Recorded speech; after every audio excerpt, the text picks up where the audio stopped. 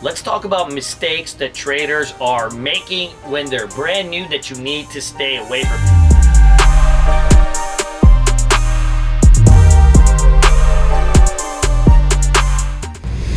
Guys, can all hear Bulls on Wall Street. Today I want to talk to you about some key trading mistakes that I'm seeing traders make when they're brand new and even when they're experienced that you can fix right now to better your trading. So first thing I want to go over is I think this one is huge. Many traders become homie hoppers when it comes to their trading style. When I teach my trading boot camp, it's a 60-day course, right? But it's all about one style: trend trading and momentum trading. And this is what often happens, even with my own students. You'll take a class, whether it's, Investors Live's class, my class, Ross the Boss Cameron's class, whatever, right? You're sitting there, you take a class, you do this style of trading for a handful of months. But we're all just information whores these days. There's so much information at our fingertips. We believe that if we have more information, that it's going to take us where we need to go. So you might be taking my class or anybody's class and learning a specific style of trading. You do it for a month or two. The next thing you know, you're on the Twitter, the Facebook, and you start looking at it and thinking, man, look at that guy. He made all this money. I should take his class or follow his stuff or hop in his Discord. So now all of a sudden you're homie hopping and you're always looking for like the next best thing when you never really got good at the first thing. What's happening is you're taking your trading knowledge and adding onto it with a really weak foundation. So you've got this shaky foundation and now you throw this bunch of crap on. I'm gonna learn options from this guy.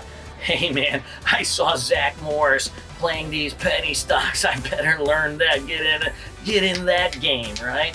Next thing you know, you're doing futures trading, you're trading Japanese Pokemon cards, you're all over the place. And then you come back to it like 2 years later, 3 years later, and you're like, shit, I really should have stuck with that trend trading thing. I would have had so much expertise. So think about it like this: to build expertise, you need repetitions, right? So like say you're looking at momentum charts, trend trading charts. Maybe you need to do 100,000 charts over the course of a year or two, right? You need to see them, analyze them before you feel comfortable. So what if you just do 500, right? Or 1,000 and then you move to the next thing? You're probably never gonna get good. So number one, don't homie hop. Pick a style, stick to it. Second mistake I'm seeing traders make, and this one is so big because they're just not giving themselves the opportunity to get good. The second biggest mistake I see is unrealistic expectations. You'll see a lot of traders with, say, $20,000 accounts or $10,000 accounts, and they'll want to make like 2-3 grand a day. I've got a student of mine right now that I'm working with. She's amazing. I love her. But what I think, she trades like $100,000 account. She'll routinely be up like 5-6 grand and then give it back. And she's just like, what? Dude, I could have made 20 or 30 today, man. The setup was there. The home run was there. And I'm like, you would be the best trader in the history of the world if you made this kind of percentage return every single day. It is just not something that's doable. I have seen so many traders just get tossed because of unrealistic expectations. You're in the trading day, you're up $500, and that's where maybe your skill level is. And all of a sudden you want 1,000, 2,000. So what ends up happening, you give back those gains, and once you give back those gains, they turn to losses. Unrealistic expectations is really what crushed me when I was a new trader. In 2009, 2010, I was probably $1,000 a day trader, maybe even a little bit less. But I routinely, because I was seeing all the movement happen in the market, I'd be up 1,000, I'd push to 2, push to 3. And I had this nasty habit, like when I would try to push it and I gave back the profits, like say I went from 1,000 to 500, and that thing was going to zero every single time, if not negative every single time. So I think that's going to be really, really huge, is having those realistic expectations. The third thing, and this is going to be huge, all right? Nobody wants to talk about it, but it's capital. all right?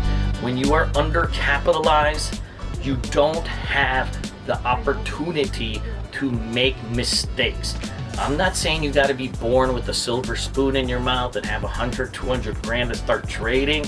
But like if you're coming in with like the 500 bucks, $1,000, you're going to fall into some crypto scam, some Forex, MLM type of thing, right? Or small cap trading, which are all like probably the lowest probability of successes for new traders. So build up that capital. So how do you even do that? I got 2,000, 3,000 bucks. What do?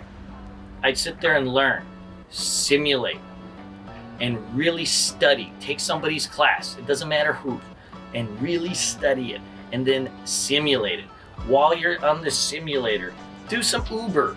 Get a part-time job at a bar. You know, there's all these freelance websites, man. I use people at like Upwork.com for all sorts of shit, like copywriter, social media people. Like there's so much stuff you can do and make some money, and then specifically put that in your trading account while you're simulating. So what happens, and this is the ratio that you always want to be very, very cognizant of.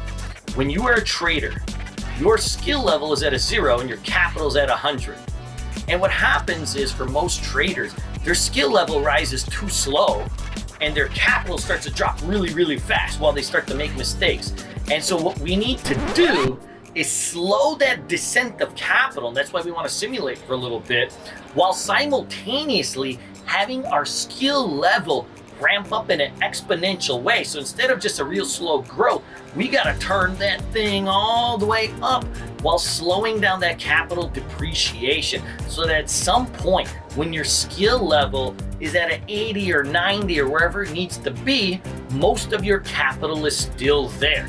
What often happens with most people is because they're learning too slow and not putting the gas on it, their capital falls so fast that by the time their skill level's where they need to be, they don't got any money left. And so now you're behind the 8 ball. And so we want to be really careful of that. So guys, remember what I'm telling you. Pick a style, stick with it. Give it a year, give it 2 years. Don't break. If your mentor is good and that style is good, keep it. All right? And then really, really focus in on that capital. All right? You want to build it up a little bit. You know, don't sit there and try to trade with $1,000 or 500 bucks. Like, at least get it to 5,000, 10,000, something along that end, so that you give yourself a realistic shot to succeed. Guys, let me know if you have any questions and smash that like button and let's chat about this.